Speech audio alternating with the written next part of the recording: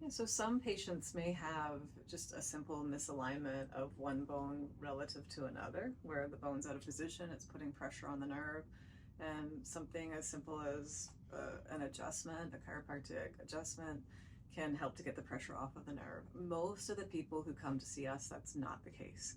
So typically, the patients who come to see us, they've been getting adjusted um, potentially for years and getting really good relief with that, but it gets to the point where the adjustments themselves are no longer helping with their pain. And the reason is there's a different underlying cause to their pain. It's not just as simple as a misalignment. So most of the people who come to see us, they have things like a bulging or herniated disc, which looks something like this, where the cushion between the bones starts to break down, and some of that material can go backward, so the disc itself can put pressure on the nerve, and now wherever that nerve goes, that person can have pain, numbness, tingling, weakness. The other thing that can happen as that disc breaks down is the disc itself can get really small, so now the hole that the nerve comes out gets smaller, so that's called foraminal stenosis. And then the other thing that can happen is the tunnel that the cord sits in can start to be impinged either by the disc itself or by some bone spurs, things like that. So all those things can cause pain. Spinal decompression is a wonderful therapy. It's really effective for helping these patients who have any kind of disc herniation, degenerative disc, spinal stenosis, even facet syndrome, where the facet joints are arthritic or causing the pain. And the way that it works and the reason it's so effective is because where things are compressed, it literally helps to decompress. And so the way that it works is our patients lay on their back. Most patients can even fall asleep, so it's really comfortable. And that machine just does a long, low, slow pull, and what it does is it helps to bring fluid and nutrients from the surrounding tissue back into the disc.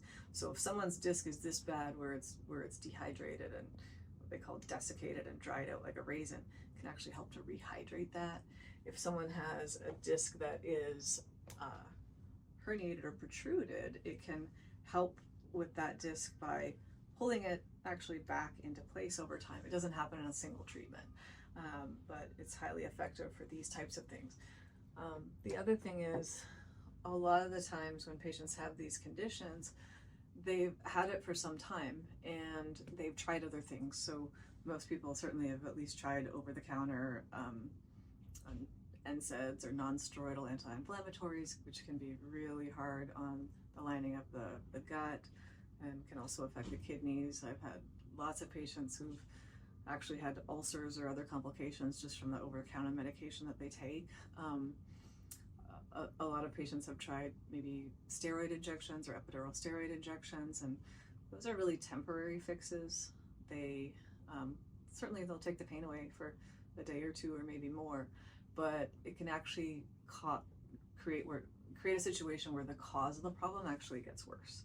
And so it can cause the connective tissue or the disc material to break down more quickly, and it can actually drive the person closer to what would typically be the direction of a surgery. You know, we certainly hope to help people avoid those kinds of things. So a lot of people who come to see us, they may even be facing a surgery. They've tried steroid injections, they've tried physical therapy, they've tried everything they know to do on their own, every stretch, every exercise, and so they just need something that's different than what they've done before.